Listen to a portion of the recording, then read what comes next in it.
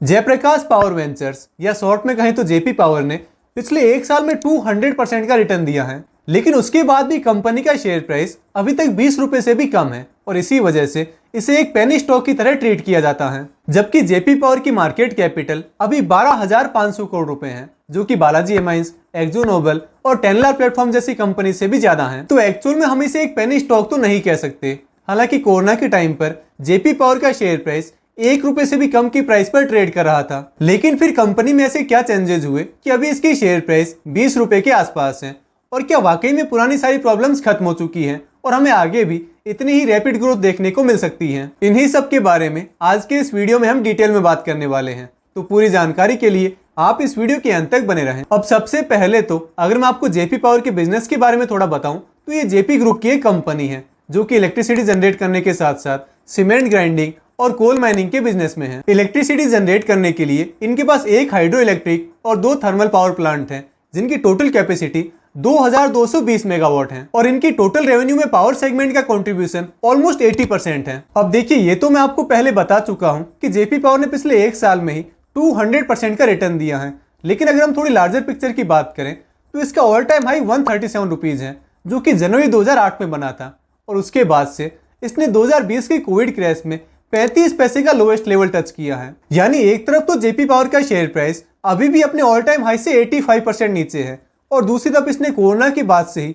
5000% के रिटर्न्स दिए हैं, जो कि अपने आप में एक अनबिलीवेबल नंबर है। अब क्योंकि इसका ऑल टाइम हाई 15-16 साल पहले का है, तो अब आज की डेट में वो नंबर उतना रिलेवेंट नहीं है, तो हम उसके बारे में तो ज्यादा बात नहीं करेंगे। लेकिन पिछले 3-4 साल में जब पूरे जेपी ग्रुप को लेकर ही इतनी नेगेटिविटी रही है, तो ऐसे में जेपी पावर ने क्या अलग किया कि हमें 5000% के बम्पर रिटर्न्स देखने को मिले। और वैसे तो हम इतने हाई रिटर्न्स को जस्टिफाई नहीं कर सकते, लेकिन कंपनी के फाइनेंशियल्स में जो पॉजिटिव चेंज हुए हैं अगर मैं आपको उनके बारे में बताऊं तो देखिए, कोरोना से पहले जेपी पावर एक डेट ओरिएंटेड कंपनी थी, यानी इन पर कर्जा बहुत ज्यादा था और इसी वजह से इन्हें इंटरेस्ट भी काफी पे करना पड़ता था। आप देखिए, 2015 में इनका डेट अमाउंट था 32,000 करोड़ रुपए और अगले कुछ सालों में भी ये अमाउंट 25,000 करोड़ रुपए के आसपास रहा।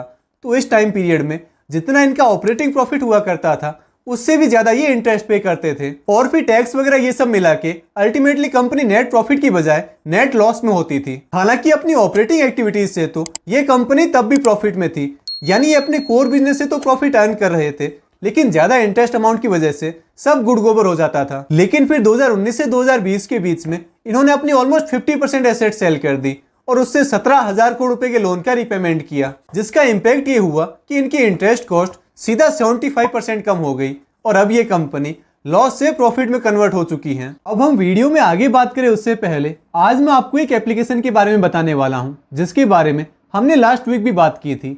ऐप का नाम है यूनिवेस्ट। ये एक ट्रस्टेड स्टॉक एडवाइजरी प्लेटफॉर्म है, जहां सेबी रजिस्टर्ड रिसर्च एनालिस्ट के थ्रू ट्रेड कॉल्स मिलती हैं और अब तो इनके ऐप पर इनकी दिवाली स्टॉक पिक्स भी लाइव हैं, जिनमें अप टू 45% तक का अप मूव हमें देखने को मिल सकता है। अगर इनके रिसेंट सक्सेसफुल ट्रेड्स की बात करें तो किर्लोस्कर न्यूमेटिक ने बस 4 दिन में ही 10.2% का रिटर्न दिया है। इसके अलावा नेशनल एल्यूमिनियम में इनका फ्यूचर्स का ट्रेड, ऑप्शंस में निफ्टी मिड कैप का ट्रेड और कमोडिटीज में जिंक का ट्रेड काफी सक्सेसफुल रहा है, जिन्होंने सेम डे ही अच्छे रिटर्न्स बनाकर दिए हैं, जो कि आप अभी स्क्रीन पर देख भी सकते हैं। यूनिवेस्ट का प्रो प्लान बस 183 रुपीज पर मंथ से स्टार्ट हो जाता है, जो कि काफी अफोर्डेबल है। और हाँ, अभी साइन अप करने पर आपको इनकी तरफ से 5 ट्रेड कॉल्स एकदम फ्री में मिलेंगे, तो आप यूनिवेस्ट का ये ऑफर बिल्कुल भी मिस ना करें। इसका लिंक नीचे डिस्क्रिप्शन और कमेंट बॉक्स में दिया हुआ है। Now back to our main topic. Last financial year में जेपी पावर ने 1022 करोड़ रुपए का प्रॉफिट अर्न किया है, जो कि पिछले 10 सालों में हाईएस्ट है। इससे पहले का जो बेस्ट परफॉर्मेंस है वो 2013 का था, 358 करोड़ रुपए, और अब तो उससे 3 गुना ज्यादा है। और ये भी नहीं कि लोन का रीपेमेंट कोई वन टाइम इवेंट था। 2020 के बाद से ही इनकी बोरोविंग्स लगातार कम हुई है, जो कि ये दिखाता है कि अब मैनेजमेंट इस चीज को लेकर डिटरमिन्ड है। वैसे ये जो ईयरली 1000 करोड़ रुपए का प्रॉफिट है, इसमें से 590 करोड़ रुपए का प्रॉफिट तो बस पिछले एक क्वार्टर का है। तो आप सोचिए कि अगर कंपनी आगे भी ऐसा ही परफॉर्म करती रही तो हमें जल्द ही ईयरली 2000 करोड़ रुपए या इससे भी ज्यादा का प्रॉफिट देखने को मिल सकता है, जो कि फर्दर इसके पॉजिटिव सेंटीमेंट्स को बूस्ट करेगा। हालांकि एक साल पहले तक इसका शेयर प्राइस बस 5-6 रुपए था, तो जैसे इसके फाइनेंशियल्स थोड़े बहुत इंप्रूव हुए तो रिटेल पब्लिक ने इसमें काफी इंटरेस्ट दिखाया और शेयर प्राइस अगले काफी टाइम तक अपर सर्किट में ही ट्रेड करता रहा। लेकिन अब शायद हमें उतनी रैपिड ग्रोथ देखने को ना मिले, क्योंकि एक तो इतने हाई रिटर्न्स के बाद प्रॉफिट बुकिंग का डर हमेशा बना रहता है और इसमें तो वैसे भी रिटेल पब्लिक के पास 52% शेयर होल्डिंग है, जिन्हें वीकेंड्स माना जाता है, और दूसरा फिर अब इससे उम्मीदें भी काफ़ी ज़्यादा हैं। पहले तो जेपी पावर का लॉस से प्रॉफिट में कन्वर्ट होना ही बड़ी बात थी, लेकिन अब इस प्रॉफिट को बनाए रखना और लगातार ग्रो करना अपने आप में एक अलग चैलेंज होगा। और साथ ही जेपी पावर का जो शेयर होल्डिंग पैटर्न है, आपको उस पर भी नजर बनाकर रखनी होगी, क्योंकि इसमें भी प्रमोटर्स के पास बस 24% शेयर्स हैं और उसमें भी 80% होल्डिंग इन्होंने प्लेस कर रखी है, यानी कि गिरवी रखी हुई है। एफआईआई ने जरूर थोड़ी बहुत बाइंग की है, लेकिन डीआईआई की होल्डिंग इसमें लगातार कम हुई है और पब्लिक होल्डिंग तो मैं आपको पहले ही बता चुका हूँ 52% के आसपास है, जो कि किसी भी कंपनी के लिए एक अच्छा साइन नहीं है। और इसके अलावा फिर जेपी ग्रुप की गुडविल भी उतनी अच्छी नहीं है। इन्होंने कितने ही लोन्स पर डिफॉल्ट कर रखा है, आए दिन इनके सेल आउट होने की खबरें आती रहती हैं, तो लॉन्ग रन में एक ये चीज भी जेपी पावर की ग्रोथ पर इंपैक्ट डाल सकती है। तो देखिए, ओवरऑल कंपनी वापस ट्रैक पर तो आ चुकी है, लेकिन अभी भी एक कंसिस्टेंट ग्रोथ दिखाने की जरूरत है। तो आपको ओवर एक्साइटेड नहीं होना है। जल्दबाजी में कोई भी डिसीजन लेने से पहले आप कंपनी के फाइनेंशियल्स को अच्छे से स्टडी कर लें और ये डिसाइड कर लें कि ये स्टॉक आपके नेचर का है भी या फिर नहीं, क्योंकि जैसा इसका रनअप है, ये कभी भी 25-30% का करेक्शन दिखा सकता है।